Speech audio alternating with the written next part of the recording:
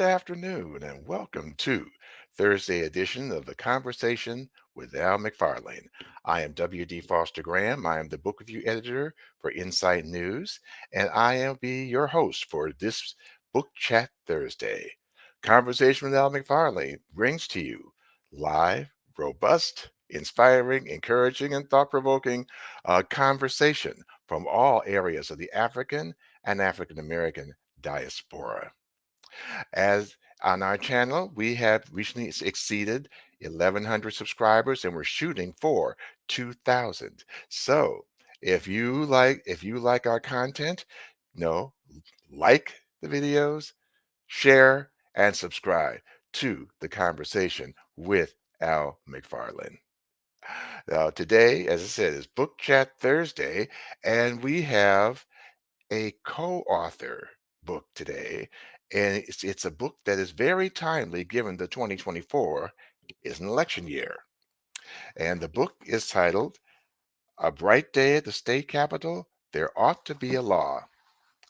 So I'd like to briefly introduce our co-authors. First author is Portia Bright Pittman. She served as legislative assistant for members in both the Senate and House of Representatives at the North Carolina General Assembly, and early on, she earned her start in politics by successfully managing a North Carolina State House Representatives campaign for Jean Farmer Butterfield and a city council campaign for her co-author. She expresses her passion for youth by helping them understand how government works. Portia leads programs for schools, criminal justice reform organizations, and faith communities and the groups about the legislative process. And our second co author is Dr. Calvin Mercer. He has also co authored with Canadian scholar Tracy J. Trothen, Religion and the Technology Future, Biohacking, Artificial Intelligence, Transhumanism, which won an International Society for Science and Religion Book Prize.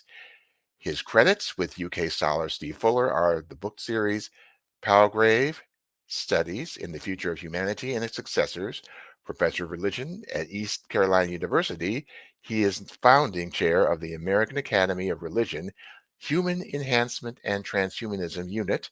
He is a Christian Transhumanist Association academic advisor, and he holds fellowship status in the International Society for Science and Religion. He trained in clinical psychology, practiced professionally, and uses his discipline in his published work on religion. For example, Slaves to Faith, a therapist looks inside the fundamentalist mind, with a foreword by Martin Marty. He is a former municipal elected official. And again, he is the co-author of There Ought to Be a Law, A Bright Day at the State Capitol. And now, for this book also has received a Planting People Growing Justice Leadership Award for Book of the Year. So it is an honor and a pleasure to introduce Portia Bright Pittman and Dr. Calvin Mercer. Thank you so much for having us. This is an amazing opportunity. I'm thankful. I really honestly didn't know when this interview would take place, considering we met in Minnesota. So this is amazing. Uh, Yes, glad to be here. Thank you very much. Definitely a pleasure to have you here. And so again, we're talking about there ought to be a law, bright day at the state capitol, and say 2024. We know that this is an election year, and it's had a lot of different things going on that have happened, as we know by the different media. But this book, again, I was impressed because it's an interactive book for children. So, with that being said, I'd like to start off with how this book developed and how the two of you came together to make it happen. Well, I think Okay. it's important to highlight our relationship first. Dr. Mercer and I actually met when I was he asked me to manage his city council campaign, and of course, My friends had talked me up, and I was all nervous and things like that. But I ended up, taking that job opportunity, and through that experience, we built a great friendship, and he's always a great mentor. So I think that kind of led to us creating this book. Yeah, it's been a great pleasure to work with Portia, and she calls me her mentor, but that lasted about 5 minutes because she is so talented, and she may not say this, but the children's book was her idea, but I immediately bought in. It resonates with both our interest. Children don't vote. You mentioned the election. Children don't vote, but they're very, very important and future citizens of our country. And when I was in the city council, I got lots of people, of all ages, wanting me to do things. But when a child or a kid, a young person came to me, even though they couldn't vote for me, I really listened to them. And so we're just so pleased to work together to provide this book. That's amazing. That's really amazing. I guess I give you a kudos for putting this together so that children actually understand what the process is, because children ask questions, and they are our future. So Yes, indeed. that so that being said, so take us through the process by the way you wrote and put this book together. Since it is an activity book, it's very interactive, and that's something I loved about it. Well, when we were, talking about the story, I envisioned all the children that would come to my job at the General Assembly. And they would be so excited about, everything that was going on around them, not even realize how important the place was. But I wanted them to be able to have a tool that they would be able to, connect with, and something that was pretty much on their level, that they would be able to, easily figure out the concepts behind the story that we have. And so it was a no-brainer to, incorporate things that kids are doing all the time with crossword puzzles and coloring, which is a therapeutic way for them to relieve some stress as well.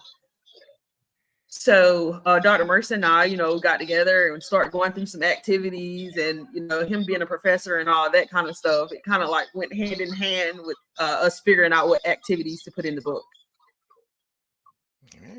Dr. Mercer? Well, I'll just note also that from my bio sketch you read, all of my writing up to this book has been for an academic audience or adults, and it was a really interesting process to.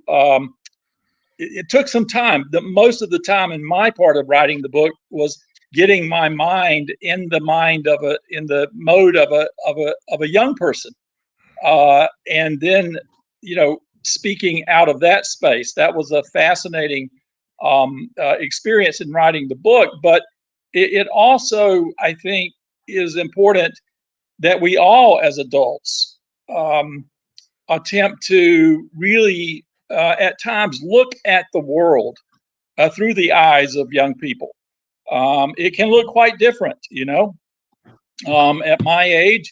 I know about how many more decades I have, but a 15-year-old is looking at decades and decades, and the world's problems, and the mandate to provide solutions to those problems. We're really talking about their future, and so that was an interesting experience for me, not only in writing the book, but in reminding myself to think about the world sometimes from the eyes of our wonderful youth. I think it can inform our politics if we do that.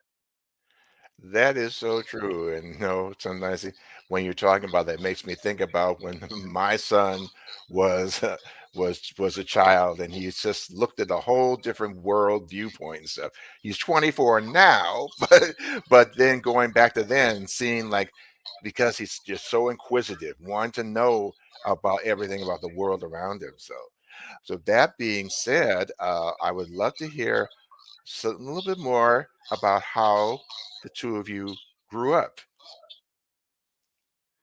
Well, for me, I grew up in rural Eastern North Carolina.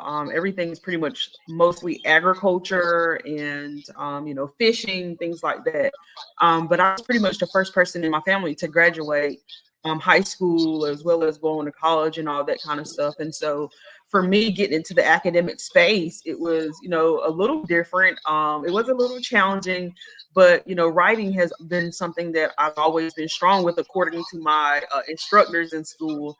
And I didn't realize that I was good at it until I started actually writing for a purpose instead of having to actually write. And so I feel like, God had already positioned me to be in this space to, carry this story and put it down on paper. And not only that, position me around people who were able to take it to the next level, such as Dr. Mercer. He's written a host of award-winning books and things like that. And so for writing this children's book, it really just allowed me to sit down and to, be that child again, have that big imagination again. And so it was really an amazing experience, not just for myself, but for my family to see someone come from the family and now be an author, now have something on a shelf that they can actually go and pick up and read. That they're connected to. So I think everybody got inspired to, go out and achieve some greater things than what they were doing before when I started writing and became a published author.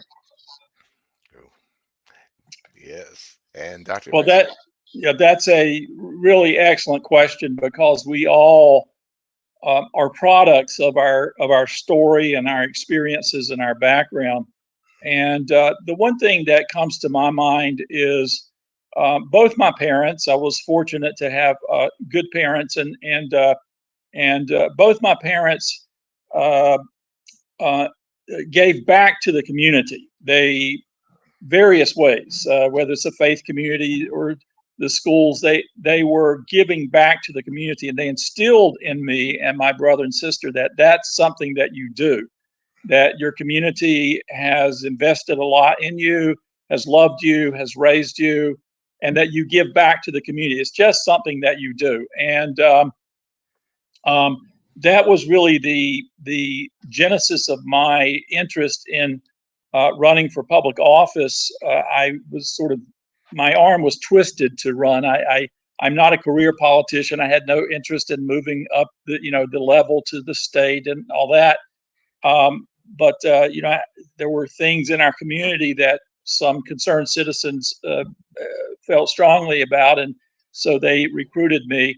And I looked at it as, well, this is an opportunity to give back to the community.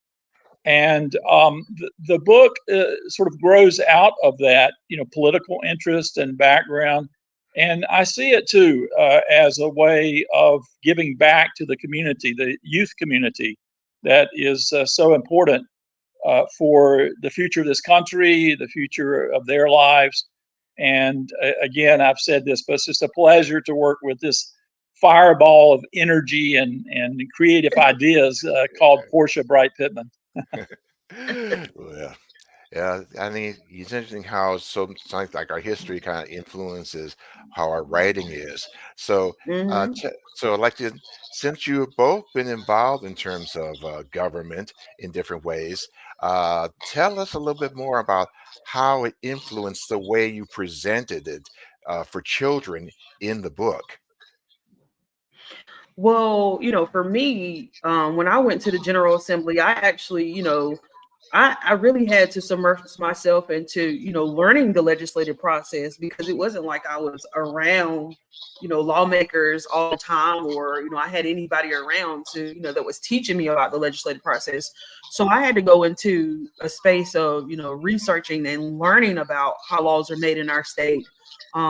Being that I was now at the legislature working for a lawmaker, I didn't want to be working for someone prominent as my lawmaker that I went in working with, and not know what was going on, just to be there.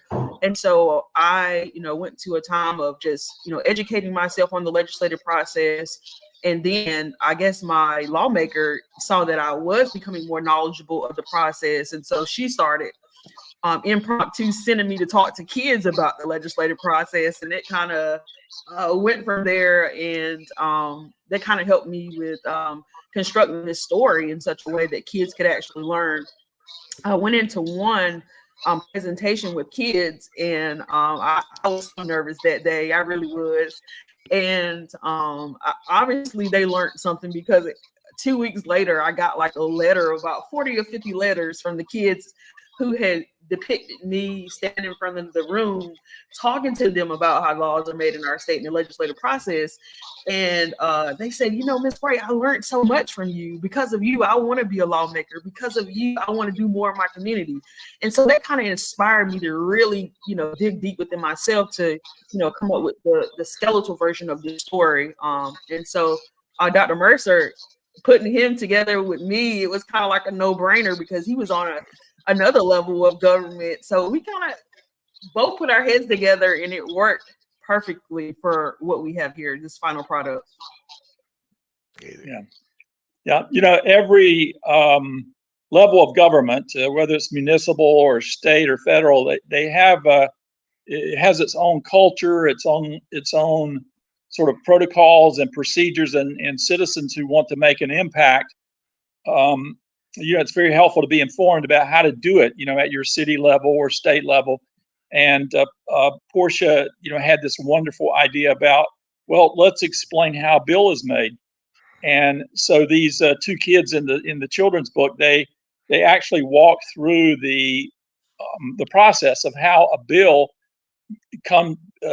emerges from an idea to an actual law in the state. And it's really brilliant, the idea to put it that way. And I will say this too, that the book is wonderful for children, and it helps educate them that things can actually get done and how they get done. But both Portia and I have had plenty of adults tell us that they have enjoyed reading the book, and they learned so much about how how bills become laws in our state from reading this children's book. I don't think we didn't expect that, but that's a kind of an interesting side benefit, is the adult readership has been, I guess parents, you know, they read it before as they are reading it to their kids, or they read it but make sure it's okay for their kids. But parents have told us that they get a lot out of the book because it's done in such a fun way. And just one more point about that. I think politics today, as we know, is pretty challenging and can be divisive and can bring a lot of tense and anxiety. And so I think, you know, the tone of the book is one that pushes back against that. You know, making laws, finding compromise, speaking out with ideas and having them make a difference in your city, county, state doesn't have to be, you know, oppressive. I mean, it can be fun to participate, and we want kids to get that. Yes, that is so true. And actually, you just had me segue into my next question in terms of, now that the book is out, and now as you've gone out into your community, what has been the overall response, I guess, by just say the community leaders? You mentioned the parents and the children. Because I know because you're going to different forums as you brought it, maybe to different schools, churches, etc. Oh yeah, it has. Dr. Mercer and I, we published this book during the pandemic in 2020, in which we had no idea that the pandemic was coming. So we had to switch from, you know, doing a traditional book launch to everything being digital. But we received so much positive feedback from the book. We had 2 governors endorse the book, former Governor Perdue and former Governor Hunt here in North Carolina. We've had a congressional member endorse the book, congressional member Don Davis here in North Carolina. Teachers of the Year. It's been amazing. It actually is sending chills through my body just thinking about all the people that have supported this book throughout the time that we've been published. We are also in a whole entire school district now. They're teaching our book in Spanish. So it has really been speeded up, and it didn't happen overnight. We didn't have like a publishing house out there promoting us or anything like that. Now, although I'm on the radio every week, it still has been a challenge getting the word out. But God has been going before us, and He's really been spreading the message about this book and how it's impacting our community in a positive way. So we just to expand on something Portia said during the pandemic, when people, particularly early pandemic, when people were not meeting in groups, we had these what we call Zoom pandemic town halls, and we would have them with elected officials, and we would invite parents and children to the Zoom, and so it was a way of having elected officials actually interact with children in the context of the book, of reading the book and thinking about laws in North Carolina. So we did that during the pandemic. We called them pandemic town halls or something like that. But Portia mentioned that we've had 2 governors endorse the book, and I think it's worth noting that elected officials, former officials at that level, they don't go around just putting their name on everything. So this is pretty, I consider this pretty remarkable that 2 former governors would put their name to the book, would take the time to read it and also endorse it. But their endorsements were really quite wonderful. I want to read part of Governor Beverly Perdue's statement, and the last part of this is really what's so remarkable to me. Is this wonderful little book is fact-based, fun to read, full of accurate information on how a bill becomes a law. I strongly endorse it as a teaching tool to learn the basics of state government, including how to make a law. And then this is a wonderful statement. She says, I would have loved to have had it to hand out to the hundreds of 4th graders who annually travel to the state capitol as I talk to them about the steps so cleverly explained in this book. I really enjoyed that statement from Beverly Perdue. And Jim Hunt, Governor Jim Hunt, former Governor Jim Hunt, was considered the educational governor in North Carolina. That's one of his titles, informal titles. And so we were very pleased to have the educational governor endorse the book. And I'll read one other one. We had a whole slew of teachers and educational officials and professors to endorse the book. But here's one that I loved reading. Beth Alfers was the Pitt County or County Teacher of the Year.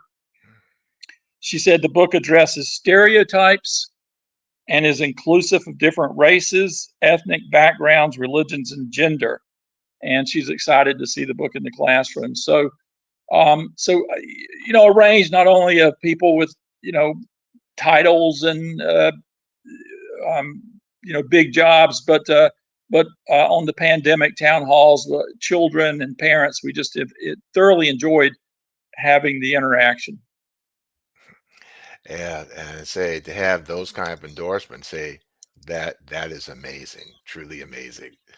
Now, I probably will ask you to share little bits and pieces, excerpts from the book, but I want to go to some more information regarding you respectively. So, Dr. Mercer, since this is 2024, there's been a lot of press about this runaway artificial intelligence and the dangers of that. So I'd like to have your thoughts about that. Well, to connect it to the book, part of what we're trying to do in the book is to help youth understand that they can help to build their own future, that they have something to say about their future. And so that would be what I would see a connection with artificial intelligence. In the last couple of years, it's made the headlines. It's come out. I mean, plenty of us academics and others have been talking about this, but it's really jumped into the public arena, the public square, since the Chat GPT came out in, I think, 2022. And I'm sure all three of us use technology. We have technology. It's all around us. But boy, you want to see someone who has technology and uses technology, you go to the readers of this children's book. And they're that age group. I mean, they've grown up with it. It's thoroughly integrated into their mindset, maybe sometimes too much, right? Because we're seeing some detriments for being on social media too much. But we are with artificial intelligence. I won't go too deep into this, but we're really looking at artificial intelligence that will get to the point where it can mimic general human intelligence, and that's going to be a pivotal point. And then most experts think that it can go beyond that and into what we call super intelligence. That, if you can think of someone who's average human intelligence, well, if you say, what about some machine that has 100 times human intelligence? So we're moving into territory that is rather more quickly than society is ready for, and the young people are going to. I mean, this is their future. And I'll make another connection with the book is that the what you call runaway AI or super intelligence or intelligence that mimics general human intelligence has all kinds of implications that are going to have, it's going to have medical, educational, social, religious implications, but it's also going to have legal implications. And we know now at the highest levels that there are congressional committees that are, beginning to work on this. There's no in here in 2024. There's no major presidential candidate who has really elevated this to an issue of a campaign. But that's just because the general public has not been informed enough about it.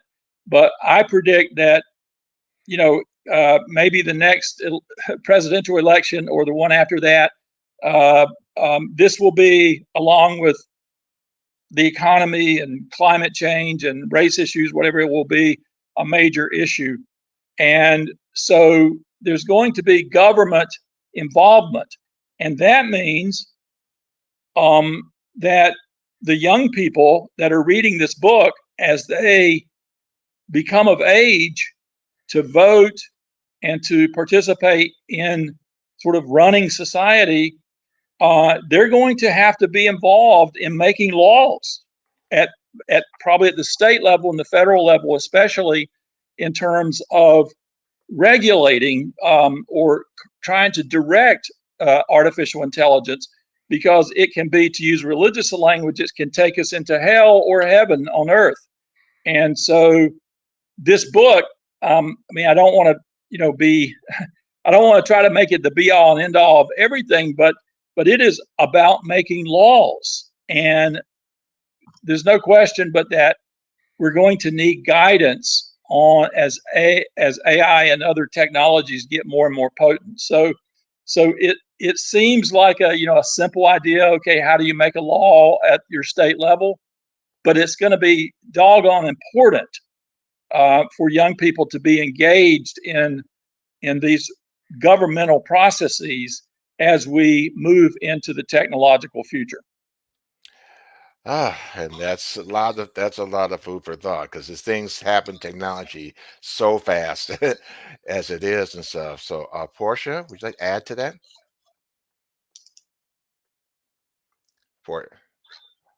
Well, for me, as a young person, I'm always, reading and learning up on things. So I've actually begun using artificial intelligence in my, day-to-day life with writing for work, or whether it be for personal use. And so I feel like this is something that a lot more young people are starting to get involved with as well, because we're now able to use artificial intelligence to help grow our businesses, especially if you have a small business and maybe you can't afford to hire someone else to create certain things for you, whether it be content for social media, or whether it be sending information out to another business to get them to do business with you. So I think this is a new development that I'm appreciating. Honestly, thus far, I haven't seen any issues with artificial intelligence thus far. And that is thus far.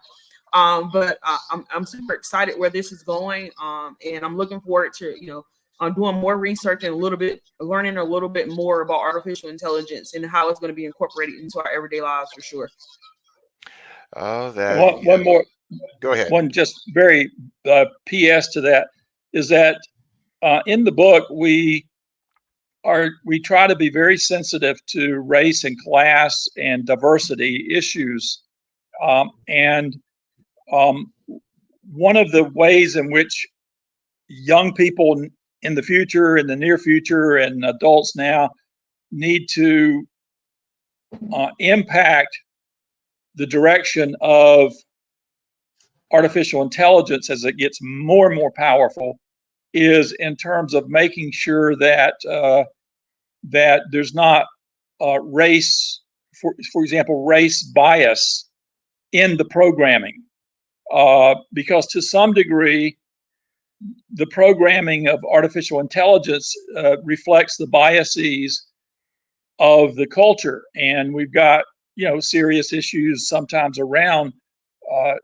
tolerance and acceptance of diversity, and so there's that. And then another issue that is a concern is that the very potent technologies are not merely the domain of the wealthy and powerful, but that the benefits that these technologies can bring, that Portia alludes to, are going to be distributed fairly across the population, and that it doesn't become just one more way in which we divide our population: the very wealthy, the very powerful, and the poor. Indeed, indeed. And speaking of businesses, Portia, since you are the CEO of Bright Books LLC, tell us more. Well, Bright Books was actually created when we were looking at publishing our book. As I mentioned early on in this show, we didn't have like a big publishing house to pick us up, pick our story up, and publish it. So we had to get creative and innovative, actually, and we ended up, creating this business to, publish our book. And so that was my way of having creative control over, my publishing rights and distributing that. And so Bright Books LLC was established. And so I can pretty much publish anybody's work out there. I've had a couple people contact me about publishing their work, but I haven't got into that space yet. I wanted to learn a little bit more about the publishing business. And so that's what I've been doing. And so probably in the next year or so, I'll start publishing other books under Bright Books LLC.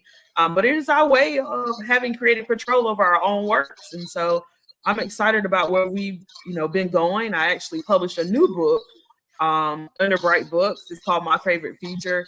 And so that's to encourage the next generation to go out and pursue their dreams, not only learn how to write laws, but also go out and pursue those dreams that they've always had in their heart.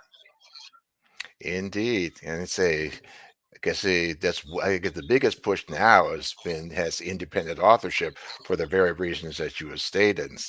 Um, And when I think about there ought to be a law, I have to admit it took me back to when we had civics class in ninth grade, and that was the very first time I was ever exposed to going to that trip to the state capitol and learning something about laws.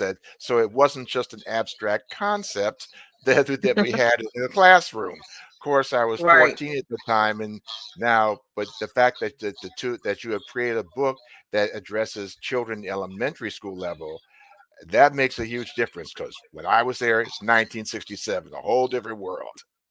Well, I'm Right, for glad you. sure. I'm sorry. Well, Go I was ahead, going to Doug. say, I think it's important for it was important for us to go to that level anyway, too, because as we see across our country, there are many evil people that are, targeting our young kids for what I don't know. But it's important for us to be able to educate them a little earlier on so they can be well prepared for that next level. So by the time they get to ninth grade, they already know that, yeah, we're going to go to the state capitol, we're going to go to the legislature. But now I know what it means. And I know that maybe if I see a senator or a House of Representative member walking down the hallway, I'll have something to connect with them on. And so it's important for us to make sure we're educating children a little bit earlier than what we would usually do on certain topics, because our society is making them catch up and learn so much so fast that we have to prepare them a little bit earlier for sure. Yes, we do. As you showed us, you're not too young to learn these things. And Right. just I to actually have that photo in my house. underscore what both of you have said, I'm glad you used the word civics. A great concern I have is that we've lost the teaching of civics, of basic political governmental information. And for better or worse, the government, the political structures impact our lives, for better or worse. And so for young people early on, as Portia said, to understand, civics, to kind of reinvigorate the teaching of civics in our culture and our society is so very important. Civics and critical thinking. We're in what the philosophers would call an epistemological crisis, in a sense of where you getting your hands on good information. You can't make decisions without good information, and it's so difficult today. There's so much like the wraps are off on just anything goes, that people just say stuff and make stuff up. And so we have to think critically and understand civics. Those are two key components, I think, to young people having fruitful and fulfilling lives as they move into the future of this country. That is so true. And from what I've gathered, it takes a lot of discernment as guests in navigating what's good information and what isn't. Um, so, Dr. Mercer, um, I understand your research on religion and a new term for me, transhumanism. Could you share with us on that? Well, you didn't use the term, but you've already talked about transhumanism. So just very briefly, transhumanism is an intellectual and cultural movement that wants to use a variety of breakthrough technologies like artificial intelligence, tissue engineering, nanotechnology, robotics, to radically enhance human beings physically, cognitively, emotionally, even morally and spiritually. So I'll just give you a very, one example of physical enhancement. There are very, very serious efforts. I know this sounds science fiction, but there are very, very serious efforts out there. Silicon Valley, a lot of billionaires behind this, to terminate aging in the human species. And this is, what's happening is that the fiction is gradually being peeled away from science fiction. And I know you may think I'm crazy when I say this, but the students I teach in college, the traditional college age students, may very well, when they get my age and your age, now Portia's a bit younger than we are, but when they get my age, I think they're going to have options in terms of longevity and so on, that if most people in the public knew what they are right now, would blow the tops of their heads off. And a lot of this has to do with the exponential growth of artificial intelligence being applied to the development of various biotechnologies and so on. But So Dr. Mercer, transhumanists are wanting to use all these technologies to transcend the human biological limitations that we have. Mm. That's where the word transhuman comes in, is that they want to now, in a sense, in a very simplistic sense, you and I are both, we use enhancements right now, right? Eyeglasses are an enhancement, but it's a very primitive enhancement. Even a pacemaker, which at one time was like wildly on the cutting edge, is still it's sort of normal now. And so this is just going to speed up this using technology to radically enhance human beings in all these 5 areas. Portia? So Dr. Mercer is basically saying that we're going to see society move past just the anti-aging cream in order to stay young a little longer. Yeah, that makes me think of all the science fiction movies I watched from like the 1950s and Yes. some even in the 30s. When you think about what was science fiction then is a reality today. And Right. so, but looking at transhumanism is just taking that to another level. Yeah, and these developments are going to going to develop in the context of government and a legal system and laws. And so that's why understanding basic civics, like this book tries to do, prepares young people for navigating this technological future in a way that is beneficial, that rather than bringing harmful results. Indeed. Now, one question that comes to mind as you've been sharing is, what role has your faith journey played in when you co-authored this book? Because what we have with us, comes into what we write. As an author myself, I definitely would say that. Well, I think for me, it definitely took a little faith seeing it come from notebook paper to being an actual full product. I had to utilize my faith in order to envision what it could be and work towards what we actually have now. And as a little girl, I grew up as an usher in the church. So service was always something that was ingrained into me to do. And so in this book, you actually get an opportunity to see how that plays out in our characters. And I'm encouraging folks to pick it up. So for me, I'm Christian, and we all, I think, operate with values, and sometimes we've thought them through, and sometimes we haven't. But even if we've not thought them through, we have values that guide us, and I think many of my values come from my faith upbringing and my faith tradition. Values, about justice and grace and fairness and compassion and others.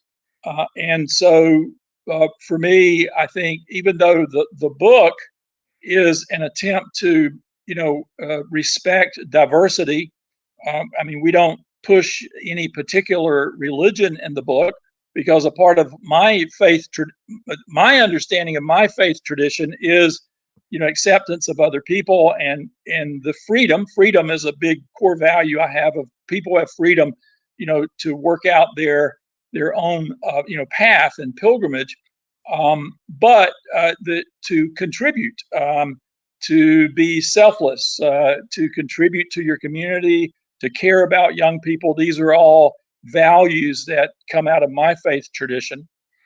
I try not to wear my faith tradition on my sleeve and beat people over the head with it, but it certainly informs things that I choose to work on and how I want to contribute to the community.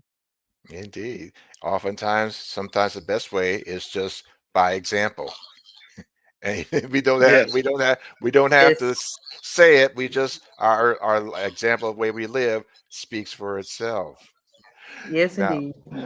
now, of course, of course, my viewers like to know what were the parts of assembling the book that were the most fun, and what were the biggest challenges?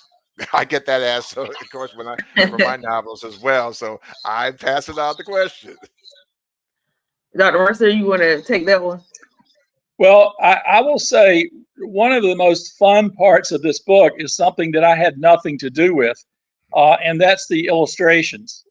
Um, we with Portia's connections, we you know made an investment, a financial investment, to have really professional illustrator. And I don't know if you're showing a picture of the books, but they just a wonderful job of of of depicting the characters that are in the story, and they're just beautiful. They just make you fall in love with kids, and so that's for me was maybe the most fun part of the book was something I didn't actually do because I can't draw, but the illustrator just did a wonderful job connecting visually the story that we put together.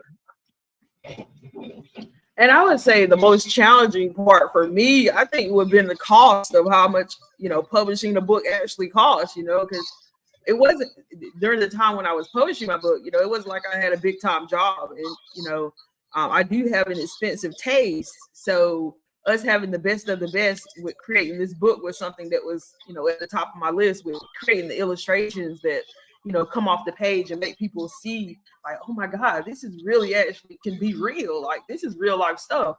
So for me, I think the most challenging thing was the cost, because it seems like both of us were agreeing the cost kept going up, and up every time we had to change something, or we wanted something new or different in the book. And so I think that was the most challenging part, because publishing isn't cheap, unless you want a product that's a little bit different, it might be. But for what we were looking for, we wanted people to have quality when they picked up our book and really felt what we were actually conveying on those pages. Yeah, that's so true. And when children's books, there's a one very important uh, factor in there. So tell us about your illustrator. Well, the illustrator, I'm actually a part of so many groups on social media. And so when we were striking out, trying to figure out how we were going to bring this thing to life, I just was in the group one day, and I was talking about how I wanted to, publish my book. And the illustrator actually had reached out. But of course, I was thinking about, okay, maybe I'm about to get scammed or something. But I ran into this other lady who was actually helping people, get books published, and her name was April. She had the Little Labradoodle Publishing Company, and so she pretty much gave us some great advice about what we should do for our book, and actually helped coach me a little bit, because she had a lot more knowledge than I had in publishing. So she was paramount in helping us, choose the right concepts for our book, as well as the perfect illustrator, which happened to be the guy who actually reached out on social media. But he's actually from Indonesia. His name is Harry Avera, a really great guy. He's actually worked on my second book as well. But he really has a passion for children's books, and he's been doing it for countless others across the world. Uh, like I said, the illustrator is so important because children are visual, Oh yeah, and for sure. that's such a different, as I'm learning, between a children's book and a book for adults. Gotta engage them with the visuals. And Exactly. speaking of books, Dr. Mercer, I think you talked about different things in terms of the research and science and things like that. What books are in your future now that you've done this one? Uh, well, at this point, I don't have a children's book in my future, but I'm working on a manuscript for Cambridge University Press um, the transhumanism as a new religious movement. In other words, it looks at transhumanism, and even though transhumanism is very science-based and technology-based, there are those of us who look at it and see when they're reaching for indefinite life, or living indefinitely and those kinds of things.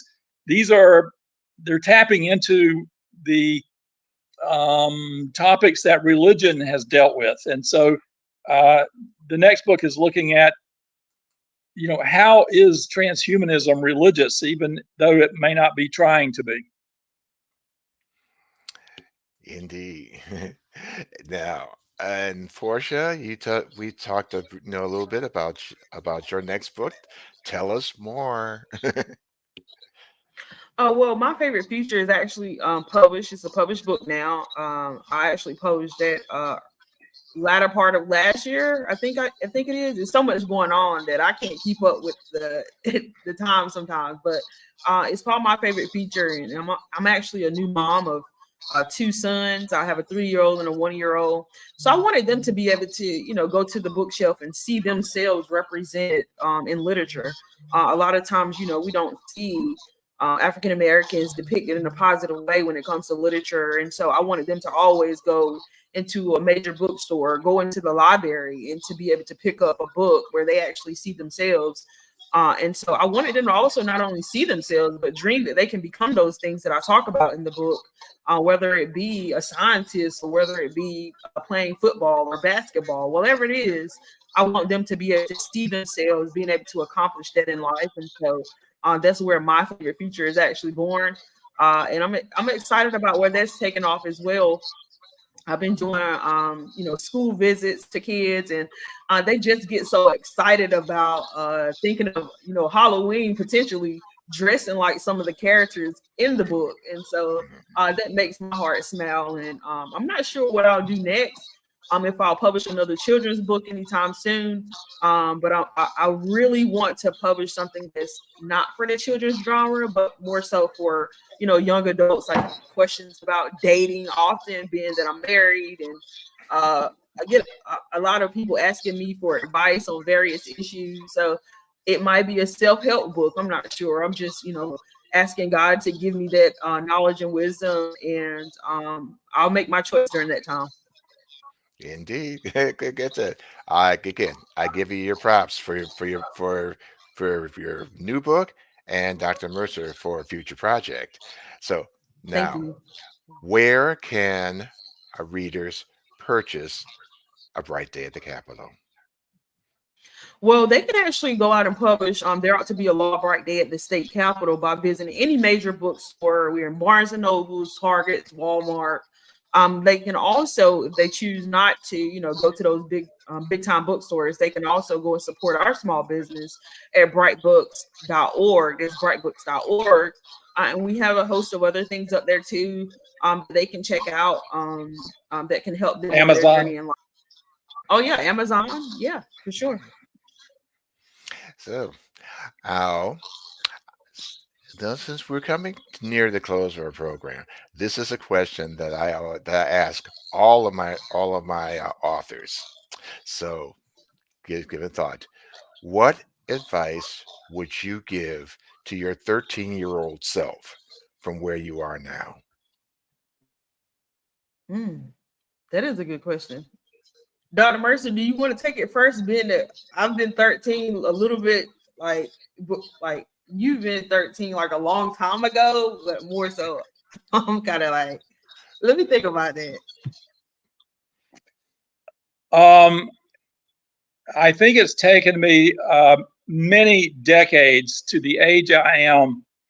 I think at this point in my life, I am savoring and enjoying life more than ever before. And it's because I, rather than rush into the house to get to the next appointment and do this, I actually stop and appreciate the beautiful flowers that my wife is grown outside, which, in my 30s, 40s, and 50s, I would never see them because I would be so rushed to the next project. I think I would tell myself, look, you can do a lot. You got a lot of years to live, but just make sure you savor each moment of your day. It's a grace from God to be alive. Don't let that pass you by. Something like that. Yeah, for sure. I think for me, when I was younger, I always wanted to be older for some reason. I think because the rules would have been a little bit different. So for my 13-year-old self, I think I would have told myself it's okay to be young. Accept that you're 13 now. And don't try to be 18 or 21 or whatever the case may be, but just appreciate where you are in the journey now, and learn a lot from those that are around you, especially if it's for a positive thing that you're planning on doing in life. So just appreciate where you are now. It's okay to be young. Okay. Like you don't have to, rush yourself into being 18. Nothing's really going to change except for you paying bills or more responsibility. More responsibilities come as you get older, and you really don't think about that when you're trying to be older, when you're a Right. teenager. Yes, I for one go along with that. At 13, I was thinking, "Oh, I can't wait to be grown. I can go do anything I Yes, want." And you find out, right, not so fast. right. Well, I That's could true. say this. This has been definitely a great pleasure to have you sharing your work and this book that is so appropriate for this times. Hey, all my readers and viewers out there, definitely get the copy of this book. There ought to be a law, a bright day at the state capitol. Oh, got a shout out to Michelle.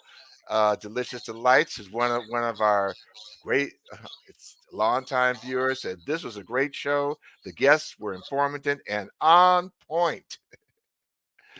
So Thank you, Michelle. so I'm thank encouraging you to go and you. follow us. And So thank you for all you do for your station. Thank you. it's my pleasure. Viewers, thank you once again for Dr. Calvin Mercer and Portia Bright Pittman, the co-authors of There Ought to Be a Law.